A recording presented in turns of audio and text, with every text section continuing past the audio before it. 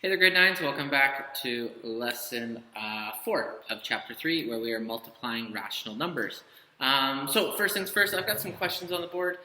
These technically are multiplying rational numbers, and then we're going to talk about it a little bit more. So feel free to pause the video, put your answers down, and then we're going to go over these together. So I assume that you've paused your video, so we're going to continue on. So 6 times 8, both positive, is going to be 48.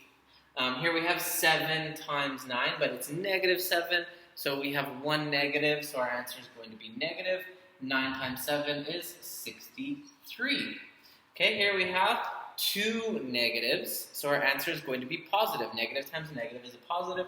6 times 8, same as above, is going to be 48. All right, here we have some multiplication of fractions. So hopefully you remember how to do those.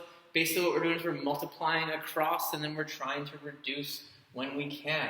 So, and one same thing is happening when we're looking at the sign. So our integer rules still apply. So we have one negative, okay? So our answer is going to be negative. And then we've got 7 times 9, which is 63 over 8, all right? For this next one, I have a negative times a negative, so my answer is going to be positive. Okay, I can technically reduce, so I can change this to a 1. I can change this to a 2.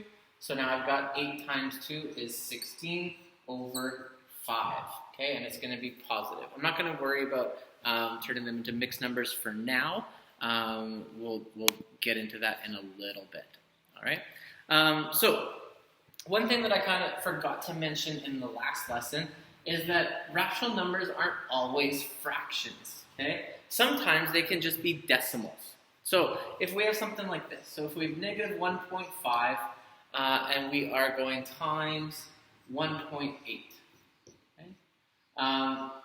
Negative 1.5 times 1.8, what we're trying to think about here is, what is the sign going to be? Is it going to be positive? Is it going to be negative? So when we're looking at this one, we have one negative sign. So the rule, as a reminder, if we have an odd number of negative signs in the question, our answer will be negative. If we have an even number of negative signs in the question, then our answer will be positive.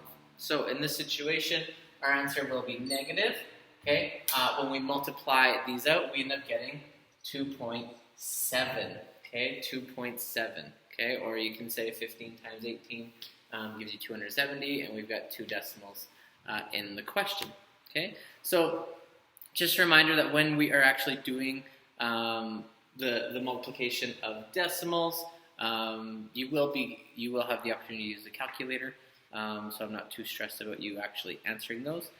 If you wanted to do the actual operation, you could go 1.8 times 1.5, so you get 40. 5 times 1, that would give you 9, 0, 8, 1. Add these together, 1, 7, 0. You had 2 decimal places in the question. Oh, sorry. That should be a 2. Sorry. And so you had 2 decimal places in the question, so you have to have your decimal over there. So you still get 2.7 when you're doing this question. So moving on, I'll just give you guys a couple more examples to practice.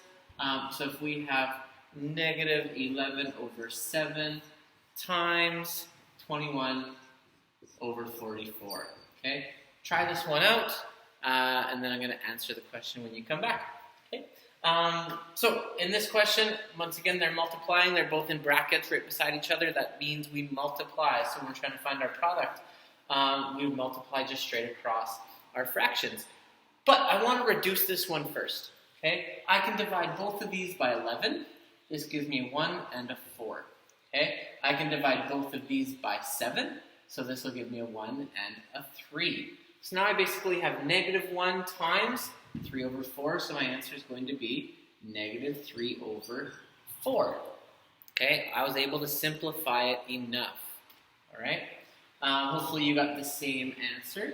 Okay, the next question I'm going to have you practice is going to be this one. So 2 and 2 over 3 times negative 1 and 3/4.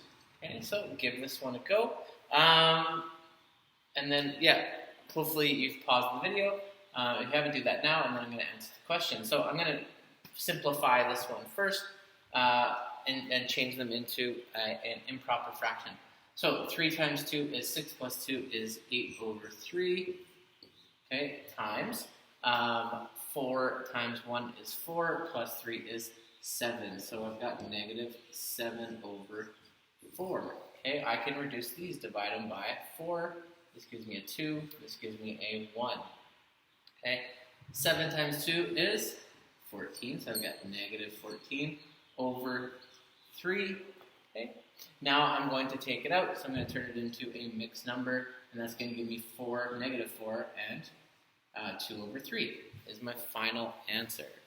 Okay, I'll find another one here with, here we go, with some decimals. All right. So in this question, let's go with negative 1.640. Okay, and don't let that 0 confuse you. It's not really relevant. Because technically speaking, there is an infinite number of zeros after the fact. Okay? So I know, following my rule, if I have one negative, my answer is going to be a negative. Okay? And then I multiply these out. Whatever you got, if you did it in your calculator, you probably would have got 57.4, okay, as the answer. Okay? That's going to be it for this lesson. If you have any questions, make sure that you bring those questions to the Zoom or contact me through Hangouts. Once again, try your homework and good luck.